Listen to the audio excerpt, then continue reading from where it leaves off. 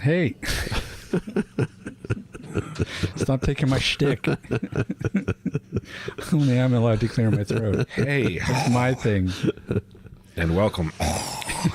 That's right. For Another one day.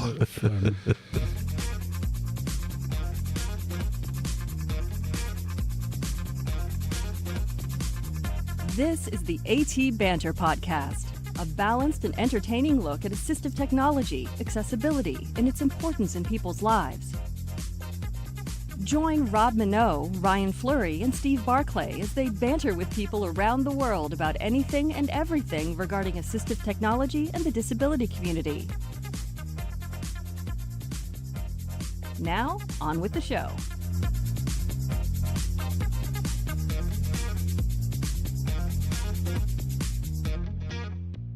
Hey, and welcome to another episode of AT Banter. Banter.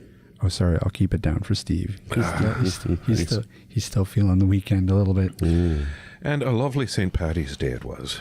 Yeah, so what did, you want to tell the fine folks what you got up to over the weekend at St. Paddy's Day? Because seeing that you have Irish blood in you, that automatically turns to whiskey on St. Paddy's Day.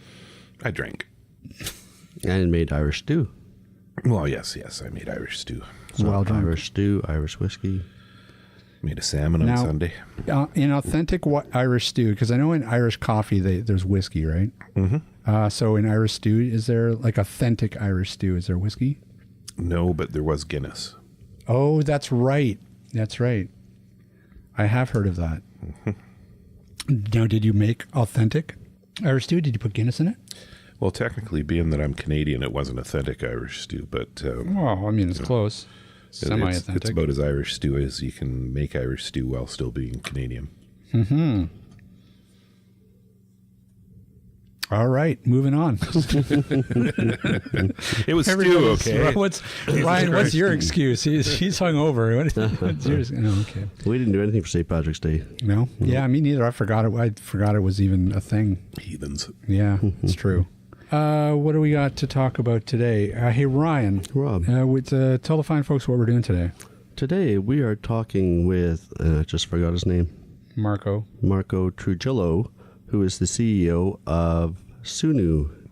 This is interesting. What is a Sunu?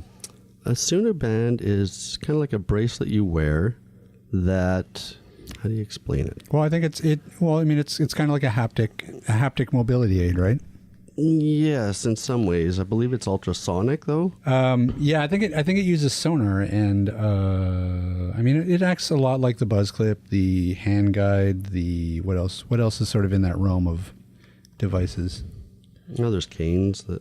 Yeah, I think the big difference is just the fact that they've been smart about it and they've put it on the wrist where somebody can actually angle it really easily. I think that's the key difference to this aid versus others. Well, and the fact that I've never heard anything using sonar either before. Usually it's, what is it? Usually infrared and what's the buzz clip use?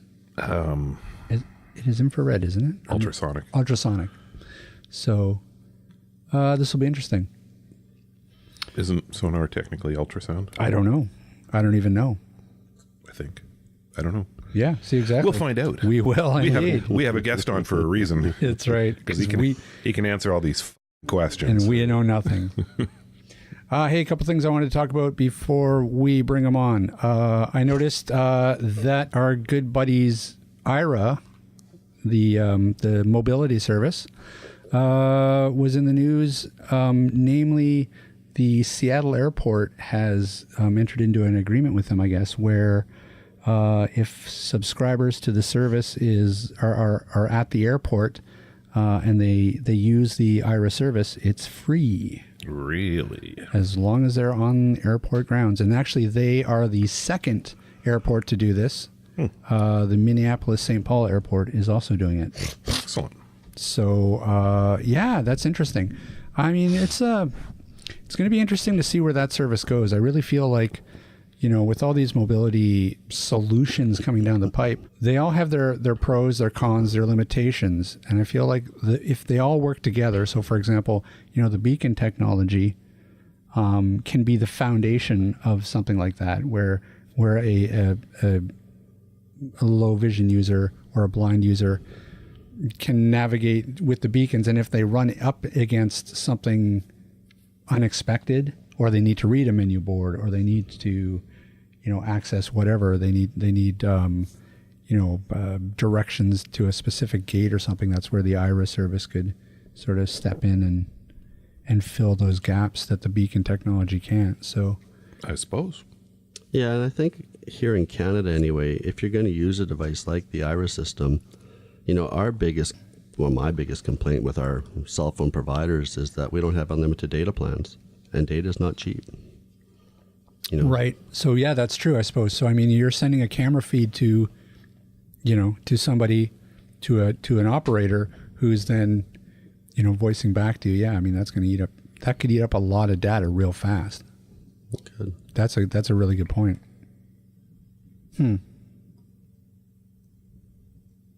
Yeah, all right, so moving on. It's going to be a good day. It's going to be...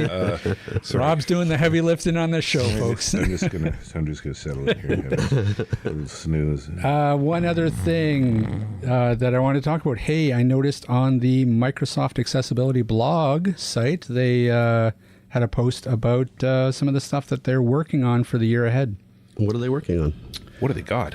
Well, they're, most of it's all just sort of, tweaks and improvements. They have new ease of access settings that are easier to use and a little bit more intuitive. They are doing a lot of improvements to narrator, which is probably the bulk of the changes that are coming up. They're making improvements to the eye control, the built-in eye control features. Wow. Of Windows 10. And the other one, they're also working closely with NVDA and JAWS to make that Edge browser more accessible. Oh, excellent. Which is exciting. So that would be good. They're still trying to make that Edge browser crazy. a thing. It's going on 2 years. But 2 years, you mean that they've been trying to... Since Edge has been released, and screen readers still don't fully support it. Right. They're still trying to make it functional. I don't know. In terms of the browser wars, Edge is so far behind everybody else that it's... Well, I think they're just going to replace Internet Explorer at some point, right? So it's going to be their go-to browser. But we're going to have the same issue we had years ago when a lot of the banks and stuff were still using IE6. Yeah. So there's going to be a long road ahead before, IE is actually gone.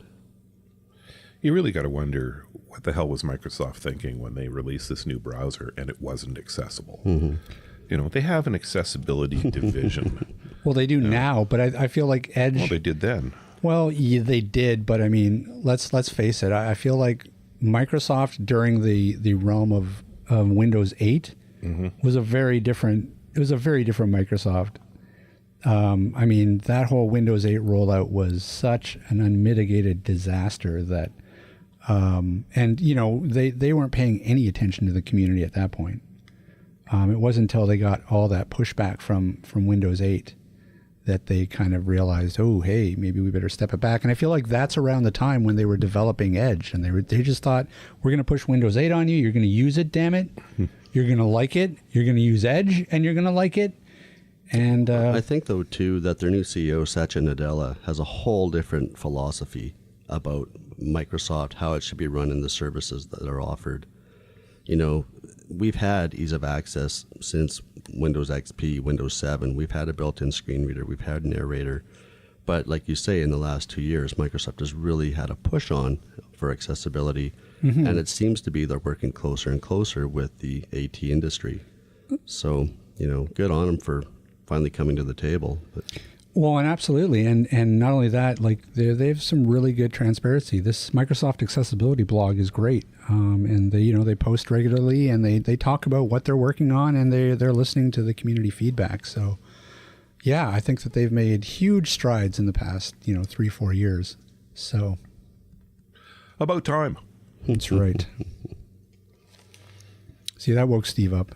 Shit talking Microsoft. He's like, oh, what? Right, you're shit talking somebody. Okay, I'm awake. I'm in. What else? Anything? Oh, so Steve. You must be excited this week because you're heading down to CSUN at the end of the week. Are you excited? My nipples are erect with delight. Good. Excellent. Because I posted on the Canadian Assistive Technology Facebook page that you were very excited to be going. So I'm glad I didn't lie. I'm thrilled beyond measure. Yeah, it'll be my first CSUN in a while. So yeah, it'll be cool. Is there anything that you know that's going to be down there that you're excited about looking at? Yes. Yeah, you're going to Disneyland, aren't you? You're not even gonna. No, the Canute. I want to see the Canute. Yeah, the Canute. Yeah, that's going to be. That's definitely up there for me. What's that other cheap braille display note taker? The Orbit. The Orbit. Yeah, I want to see the Orbit. I want to see. Yeah, I want to see all these inexpensive options. Mm-hmm. Yeah. Stuff that might put braille in the hands of people who want to use braille. Yep. Yeah. Aside from that, I don't know. A lot of companies release new stuff at CSUN, so I'm going to kind of cross my fingers and hope there's something new and interesting from some of the big players, maybe. Some big reveals. Yeah. Well, cool. Well, you'll have to take a full report and report back to us next week. Yeah, it's hard to keep under wraps projects these days, but I haven't heard any rumors of stuff that's going to be coming out. So we'll see. Maybe somebody will surprise me. Well, CSUN 2018 has a Twitter feed as well that you can follow along. I forget what the Twitter handle is, but we can post that. Yeah, cool. Yeah, but by the time the show airs, we can post it on our Facebook or we can post it on Twitter. Oh, that's true. We have those things, don't we? Yeah. Damn. Joining us today is Marco Trujillo, co-founder and CEO of Sunu. Hello? Hi, can you hear us okay? Hi, I can hear you. Excellent. How are you? Good, Marco. How are you? Good. We're in fine form this morning. We are. It's Monday, so... All right, so we were having pronunciation wars here before you came on. So how do you properly say your last name? It says Trujillo. Wow, I wasn't even close. Yeah, I was also off. I got the part about the J right, but that's about it. Excellent. Well, thanks so much for coming on. You know what? Let's just start out. Tell us a little bit about the Sunu Band and what it does. Right. So the Sunu Band is a complementary mobility aid. The first one to be smart, meaning that it has connection to a smartphone. So basically, it is a bracelet. It has a sonar sensor on one end, a couple of buttons, panel touch, movement sensors like gyroscope, accelerometers, and a very precise haptic vibrator. So what it does, it basically uses a sonar sensor to detect obstacles within 16 feet range. The sensor basically sends sound waves. These sound waves bounce from the nearest obstacles, and the echo is processed back in the Sunu Band, and then according to what the Sunu Band interprets, it delivers a vibration to the user in the wrist, so the user can feel where the obstacle is, how far it is, and it can even tell things like how hard the obstacle is, how dense. So the main purpose is to augment the perception of the user, because the cane and the guide dogs are good to detect floor level obstacles and to detect obstacles that are very close to the user. But when it comes to further away obstacles or to obstacles that are at body level or head level, they are harder to detect. So this is when the Sunu Band comes handy, because it can detect obstacles from your knees to your head and up to 16 feet away and deliver instant feedback on the obstacle's location and form. So that's the core purpose of the Sunu Band, but also because we have this connectivity to the smartphone, we have built more functions on it. Like it's basically a smartwatch already. It can tell you the time. You can set up alarms. It connects to Google Maps, so it can tell you what places are nearby. It also works as a compass, for example. So it has many features inside it, making it a more complex and complete mobility aid. And also becomes a very specialized tool as you can customize from the app things like like the range settings for the sonar sensor, or like the sensitivity or area that the sonar sensor can cover. Like all these, you have all these scroll bars to set up the band as you prefer, or as a user prefer, because you can tell that there's no two people, blind person that I know, that hold the cane the same way or use it the same way. Some of people are very fast travelers.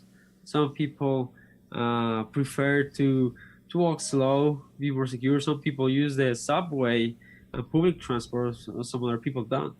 So these customizations allows the user to adapt the device to their own needs and their own style, basically.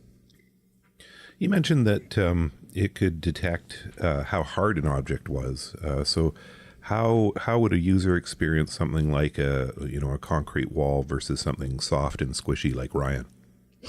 Right. So yeah, usually humans are softer. In general, we are basically, one of our mentors and advisor, Daniel Kish. He's an expert echolocator. He has told me he told me early on that people are more like water bags, basically. and this is basically how the sonar detects, because the sonar uses just sound waves, and the sound waves bounces differently from a wall, as you said, than from a person. And you can tell that the echo coming back from a person is softer, is like noisier, is harder to interpret, and the echo coming from a wall is almost intact. It's perfectly bouncing back as it originally was sent. So in the way the user experience that, at this point we only have that testing with beta testers. So, but basically what it is just provides a different skin sensation in the skin. Like the vibration, you can tell when a vibration is flat and hard, that is more like a wall, or the vibration is like softer, because and that's more like a person. Cool. So it's a haptic it's a haptic response. It's hard to explain it with words, but it's because it's a sensation. Gotcha. So how many different vibration patterns are there? So we can. This is one of the most precise haptic actuators now in the market. Is similar and better than to the ones that are using the best smartphones right now. So you can build as many as you want, honestly. But so far we have like around 1,000 different vibrating patterns, although we are not using all of them. But yes, and this can go more. This can get longer. Now, tell us a little bit about how the product was developed. Where did you first conceptualize the idea about the Sunu Band, and was it very similar in conception to what the final product ended up being? Right. So we started the Sunu Band almost a little bit over 4 years ago. I was doing volunteering. I was a volunteer with my co-founder, Quautli, at the School for Blind Children. We have a background in robotics. We have built assistive technologies for the past, I think, 8 years. We have built around 6 assistive technology devices. And the Sunu Band came to us through this service. We were helping the children in the school move around in their mobility lessons when they have these lessons outside in the city. We just were part of the staff taking care of all the group. We realized that there was a need for this device. That one of the problems we found is that, well, it was obvious that there was a need for upper body protection, but there was a need for something more. Like the cane is great because it catches footsteps or holes, all these kind of hazards, but it can't tell you more. But it's a great security tool, and it provides a lot of confidence to the kids already. But the problem is that as these kids grow up, they get more accidents naturally.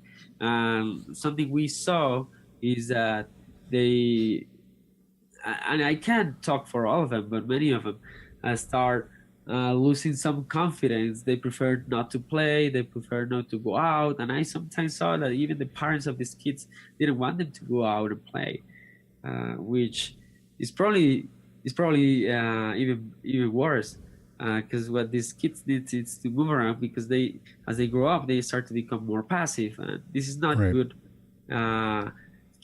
later on.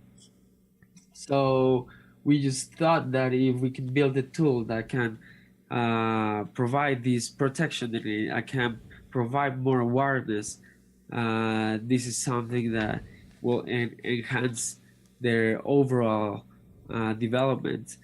We started doing some prototypes. We thought about many things.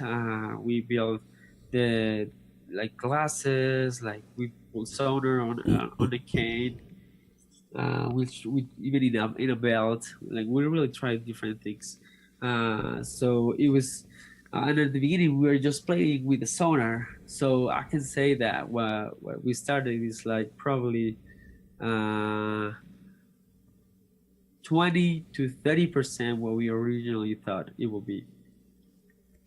So it has changed a lot. And the reason it changed is that we try with kids, then we go to the US, we try with Perkins, we try with the NFV. We pivot until we came out to a device that everyone that provide as much value as possible.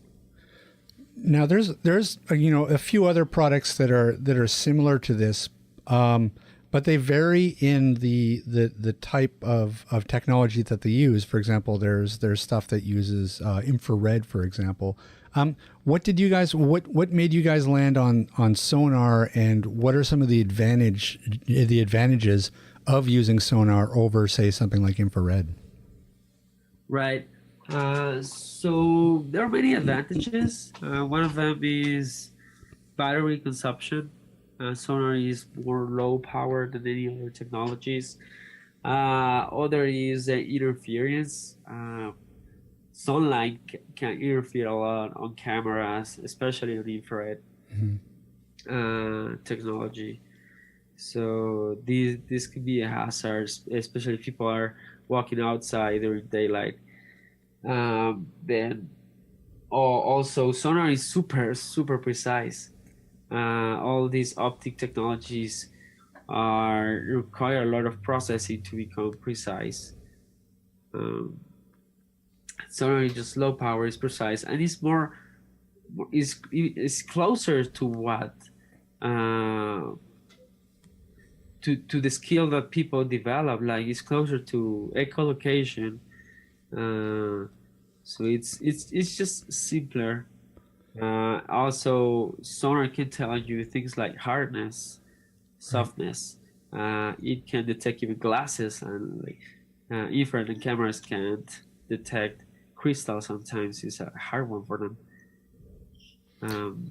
So just a few of the advantages, and probably the only disadvantage was that Sonar sensors aren't really small yet in the market. Right.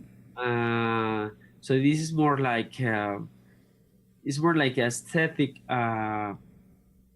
disadvantage, but it's something that will change. We are having more and more sonar sensors demanded by mobile devices. Like we have tablets with sonar sensors, and soon they're going to be on the smartphones, especially probably for other applications, not really for our obstacle detection, but because they are going to be built anyway, we can use them. So yeah, this is some of the advantages. Now you mentioned Daniel Kish, who of course we're familiar with because of his work with echolocation. How closely do you work with him, and has he consulted with you guys? Yeah, we work close together. He's actually building his team is building all the tutorials and guides and training for the user and for the O&Ms. I met him during one of his workshops for children. He was training his technique on echolocation, and I just attended there. I volunteered to be part of the staff, and also I wanted to learn and see for myself what he does. I was very surprised, and I asked him to be part of the development of my product, because I know that his skill and his mindset, his philosophy is something that I support a lot and that I believe in.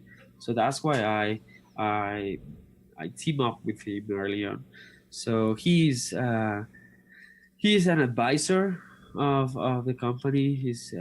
And he's, as I mentioned, also working on the guides and training of our product. Talk to us a little bit about the decision to make it a band. Was it always was the device always something that was going to sit on the wrist, or did you start out by say something that would maybe be worn on a lapel or a belt or something? So yeah, I started on many things. Like we tried canes, belts, necklaces, wrists, bands, glasses. So the decision, well, there are many things. There are many reasons. I can't tell there's a perfect side. That's what we found out. There's not like one perfect side or location. But we ended up deciding on the band because we wanted to be wearable. So there are a few like Sonar canes in the market, but we found out that blind people only use cane around 20% of their time. They only use it when they need it, basically, or spaces they don't know. Right. So this other 80% of the time that they are not using a cane, they are not a big benefit by the technology. So making it a wearable, the user can decide whether to turn it on and off, even if they are using or not their cane. So that's the first reason why we decided to make it a wearable. Right. Then why we decided to put it in a hand is because it was two things. So one is a functional part, and the other is more like an aesthetic part, which is also very important. So as I mentioned, sonar technology is not yet small enough to be considered as a aesthetic device or fashionable device. So if you put it on the glasses, they may stick out too much, and they can be cumbersome. And anyway, glasses are, many blind people don't like to use glasses, and if they do, they are not usually glasses all the time. So that's why we discarded glasses. But the necklace, the hand, or the belt, it was more on the functional end because of the mobility the hand has. So visually impaired people are already used to use the hand, like to scan the floor with the cane, for example. Right. So they already have an association of the hand to mobility. So this was one advantage. And the other is that they have a lot of mobility on the hand. So if you are scanning around with the Sunu Band, you just have to turn the wrist side to side or just to the side you want to get information from. But if you have that in your chest, for example, you have to turn your whole chest to the right, or hold your whole body, which makes it harder and more difficult to aim in a specific direction. And watches are, I mean, people can use a watch for a whole day. Is very light, is thin, like it's very light, it's easy to carry, to use it, and it's already a watch. So you basically have a watch with an extra functionality, that and other more features just to enhance your mobility. Right, and it seems to me that having it on your wrist, and it would feel a bit more intuitive in terms of being able to sort of scan what's in front of you, because in general your hand is kind of extended anyways, whether you're using a cane or just trying to navigate. So it does seem to make sense. Yeah, as you said, like people are already used to use their hands to reach out, to find stuff. And another cool thing is that we designed the Sunu Band in a way that it is very discreet for the user to scan around. And like they don't have to even leave their hand or try to reach anything. It's very, very discreet. They just leave the hand in their natural position, like just hanging down, as it normally is when you're walking. And the sonar sensor is already aiming forward in that position. So you don't have to leave or anything. You just have to keep it there, and it will catch. And if you want to just know what's to your left, you simply turn your wrist to your left, and with these gentle movements, very discreet movements, you can get all the information you want. Now, so how long in total was the band in development for, and when did it launch? So we launched market about in November last year. Mm-hmm. So we just recently go out, and we've been under development for, I think it was 2 years. Right. Then we make a public beta, and we the last year we made some minor changes, mount manufacturing, to launch on the 3rd year. Now, and a lot of the apps, like you mentioned the app and the fact that it's a watch and it's a compass, and was that stuff a challenge to sort of add to the band, or was it pretty easy once you had the sort of the core usage of it? It was just a matter of adding the apps in. So yeah, regarding the apps, I mean, we still on development of many features. We already have some available for the users, some available for beta testers, many others on the roadmap.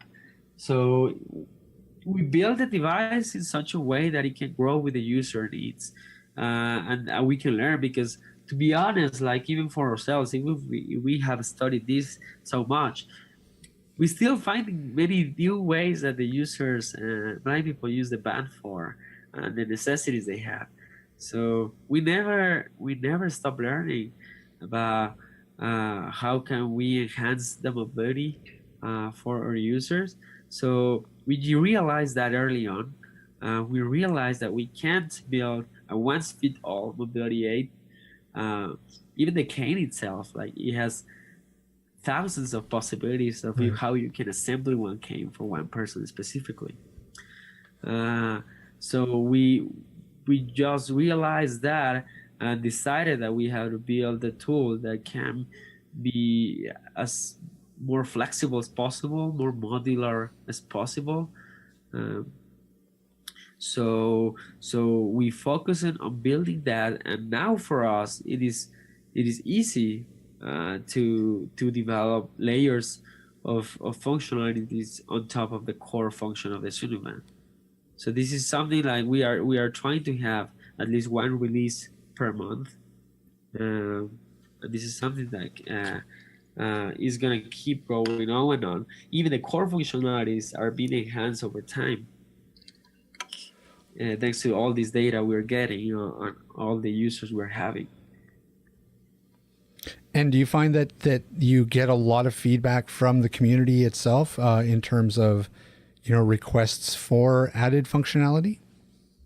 Yes, totally. The community we are having so far is very, very supportive. I haven't had one bad experience, to be honest. Like any bad experience results in a good one, because people know that they believe in the idea in this product. And we are always here to learn more about how can we improve the technology. So we have a lot of conversation with our users. And yes, we got a lot of ideas to them thanks to them. So the problem more is like we can't build as fast as they want. It's actually the problem. But yeah, we have a long roadmap that is getting longer and longer with every conversation we have. Now, is most of your emphasis on developing the current model, or is part of it? Are you guys working on maybe a sort of a second generation of the band? We're working both at the same time. We have many core ideas of a second generation, but this generation we still have a lot to learn. So we are building both. Like we haven't started the design of a second generation. We just have like the skeleton per se of what core functionalities it should have. But we are running experiments with the current one, is to make sure to validate and to keep bringing more ideas on board, because the development of a new device, a new hardware device, takes a lot of time and effort, and it's not something that you can just change like a software update or right. with a software update, So we are being very careful on making sure what it should be inside the device and what shouldn't, before making a new announcement and release. Now, do you find that can be a challenge? Because, we all know that the technology, moves forward so fast. And you mentioned the sonar sensors that are just getting smaller and smaller. Do you guys find that's actually a challenge, like trying to keep up with the very latest technology in regards to how small things can be? It is a challenge, but this is exactly what we do and what we love to do. So this is the challenge that we want to have. So yeah, it can be complicated, but it's something that we've been doing since over 8 years already. We are very passionate, and because we are having all this tremendous feedback from the community and impact we can see in our users, just thank you notes on our newsletter. So this is something that even provides us with more energy to keep moving forward and embrace all these challenges with all the joy, to keep developing more and more technology that is actually useful for all our users, potential users. Now, and this you may or may not want to answer, because I know that it can be a touchy subject, but do you guys have any plans on developing something other than a band in terms of a mobility aid, or are there other ideas that are sort of floating around there that you guys might move on in the future? Yeah, definitely. Sunu for us is an assistive technology company. We want to build more than just one product or one line of products. We want to build for even more than one disability. We want to empower as much people as possible. As I mentioned, that we have built six assistive technologies in the past. These devices weren't all for just blindness or low vision. They were even for cerebral palsy and deafness. So definitely we are going to keep building. Our thesis of building, though, I think that's what makes a difference from us from the rest. So we develop high tech, knowing in the ground, knowing on our core that is not the technology what makes the difference, is the attitude of the people. We know that blind and low vision and any other people with any disability are already able to do what they want, to become as independent as they want. The only thing though is that they may need to work harder than the rest of the people. And we just develop tools that makes this work easier, lighter, faster for them. So we are just a catalyzer, not really like the solution or the magical pill. You know, we believe in our users, and we are just giving them tools. So we always develop everything using this in mind, because we believe that if we can trigger a little bit of their willpower they already have inside, that is the thing that is actually going to make the difference. Yeah, absolutely. And I do notice too that you have you have a robotics background as well. Any thoughts on how robotics might be able to be used as assistive technology? Yeah, definitely. So I studied robotics also with one of my co-founder.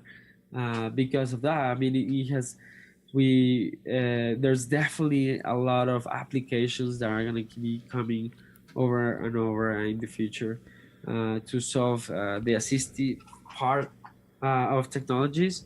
So right now, I can tell you, with all the technology we are discovering, building with our users, it's already helping us to future devices that are going to be more autonomous, like robots and so on. It's Right. probably early to talk about that, but we have that definitely on our mindset, because that is something that is going to eventually happen. And I'm not talking just robotics. Like robotics is I mean, it's definitely one thing, but there's also other things like human augmentation, AI, like all Yep. these things are going to eventually become more and more integrated in our society. Right. So it's probably still years for that to happen, but it's something that is being researched right now. Sure. I mean, self-driving cars, that's another, something that people have been talking about. And I know even, especially in the low vision community and across the disability community, that could be a real game changer in terms of mobility for a lot of people. Yep. Yeah, exactly. So robotic guide dogs. Now they're out there. Yeah, it's definitely on the roadmap. So maybe I missed it, but can you tell me how the phone communicates with the band? Is it over Wi-Fi or Bluetooth? Over Bluetooth. Bluetooth, okay. And do you have both an iOS and Android app?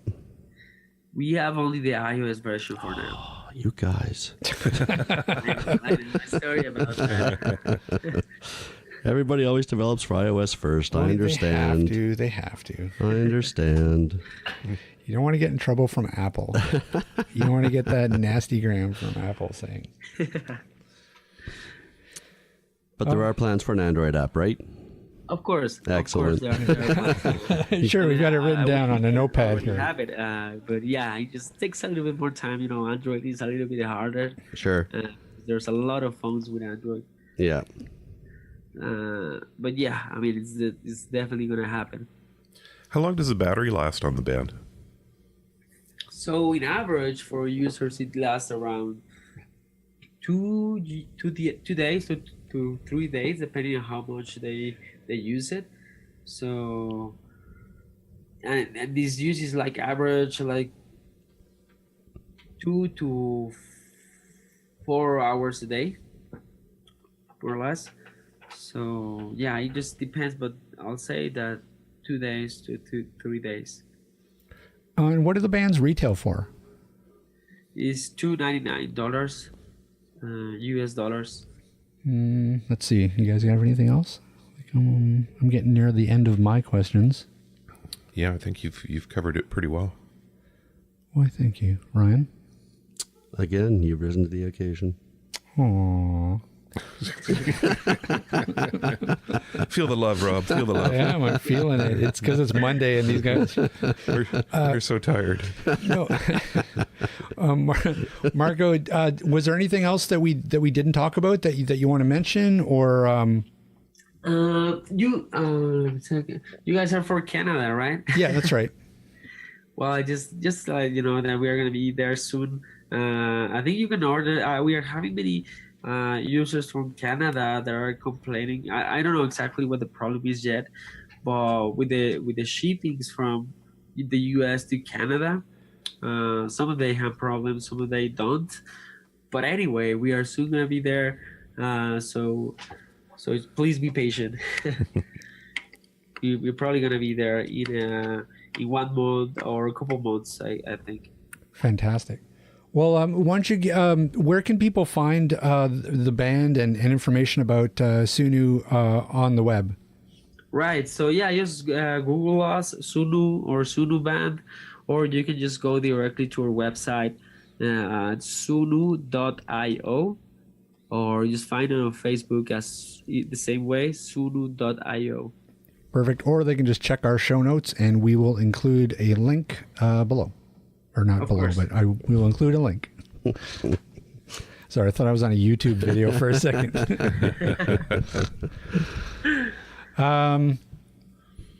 Marco, thanks so much for taking the time out and joining us today. Thank you all, guys. And best of luck with the band. And we look forward to seeing it up here in Canada. Okay, yeah, definitely. Thank you. We probably can do later on a podcast on your test when you get to try it. Yeah, absolutely. Sure. We'd love it. Okay, that would be great. We'll wrap it around Ryan's neck. Thank you for making a space for us. Awesome. Thanks, Marco. Okay, you take care. Take care. Bye-bye. Bye. Yeah, that was cool. It's sounds like a cool device. Another one of those haptic feedback devices. Yeah, just kind of leading the way. But it's interesting that they're using Sonar, because I feel like nobody else has tried Sonar, because everybody else we've talked to, like the Buzzclips IR, right? No, Buzzclips is Sonar ultrasound, same thing. Is it? Yeah. All right. Yeah. Okay. But It doesn't think it had the range. They seem to be doing more with it though, because they're actually using it. It's not just kind of an on-off and distance type of thing for them. It's actually density as well, which is kind of cool. But it seems to me that it would be constant, almost constant feedback if you were using it. Yeah, I guess it just depends on what you've got your range set Right. for, and But I mean, I don't know. Not having played with one, it's hard to say. But yeah, but I mean, I think that the difference with this is that the fact that it's almost acts as a smartphone as well. I mean, if it has all the apps and it connects to your smartphone and smartwatch, yeah. that really sort of sets it apart from other products on the market, I think, because I don't recall seeing anything else that has that range of features. And certainly, I don't know. I think wearing it as a wristband is a real smart move, because even when we talked to the guys from Buzzclip, I mean, that's something that sits on your lapel. Yeah. And it is pretty much set, in one cone. Yeah, directional outward. Right. And it doesn't really allow for much movement. But if you have it on your wrist, you can, tilt it up and down, side to side, and really get a sense of what's in front of you. A tableau. Indeed. Well, so yeah, it'll be interesting. It'll be interesting to see if we can, once it gets distributed up here in Canada and we can get our hands on one, maybe we'll do a little banter bit on it or something. Could do. Bah. Anything else, Ryan? Not a thing. Wake up. That was random cowbell. It's just random cowbell. Got to have a random cowbell. We should have a random cowbell. I wonder if we can set up some sort of... We should get Marco to build us a robotic arm that just randomly strikes the cowbell. I like it. Hey, Ryan. Rob. Where can people find us? In my basement. Yeah, other than that. Other than that, atbanter.com. They can also email us if they desire. atbanterpodcast@gmail.com. Steve, take it away. What? Tell them where they can find us on Facebook and Twitter. Oh, that bit. Okay. Well, I hear that we can be found on Facebook and Twitter. That's right, Steve. Is that true? That's true. Wow. Facebook.com/ATBanter. Oh, but there you go. Or on Twitter, AT_banter. Boom. Boom goes the dynamite. Ryan is on fire. Nice. They, You can also find us on Spotify and TuneIn as well. yeah, that's right. We're everywhere now. You can't get away from us. Nope. We follow you. We're watching you. Put some clothes on. Anyways. And get some exercise, you fat bastard. Okay, let's get out of here. Steve, where can people find Canadian Assistive Technology? Well, people can find Canadian Assistive Technology at www.canastech.com. Why am I talking? I don't know. Why are you talking? It's Yeah, like where you can just go on and on. Where? You're like that thing that won't shut up. There's too many jokes to be made there. My mind locked. I'm like, do I make a wife joke, mother joke? I don't know. Too much material. Too much. And that's when his head exploded, Your Honor. That's right. Where can people find Rick Chant? Well, Rick Chant, he's that maniac behind Chaos Technical Services. And he can be found at chaostech@shaw.ca for email or www.chaostechnicalservices.com. That's correct. And if you don't know how to spell chaos, read a book. Something with chaos in the title. Yeah. Preferably. Probably a good place to start. Yeah. Or maybe a dictionary. Possible. Have you ever read a dictionary? That's really dry reading. That would be, yeah. Okay, well, then I think that's going to do it for us. So, Steve, we're looking forward to your CSUN report next week. Alrighty. Do we have is it a new show next week, Ryan, or do we have a guest? I don't have to look at the calendar. You suck. All right, never mind. All right, everybody, thanks so much for listening in yet again. If you like the podcast, don't forget to give us a like on iTunes. Every time you do, an angel gets his wings, and a puppy smiles, and kittens play with things. Yeah. Yeah. So, like it up. And Ryan coughs. Goodbye. All right. See everybody next week. Bye. Wait, you have been? Oh, are we going to do this again? Okay. Yeah, let's do that. I have been Rob Minot. I've been Steve Barkley. And I'm still Ryan Fleury. Yay. And we are the Supremes. Good night.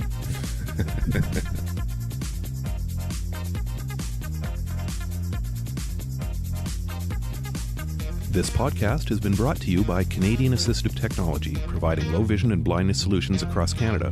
Find us online at www.canastech.com. That's CANASSTECH.com. Or call us toll free at 1-844-795-8324. For all your assistive technology servicing needs, call Chaos Technical Services at 778-847-6840 or find them online at chaostechnicalservices.com. Music provided by bensound.com.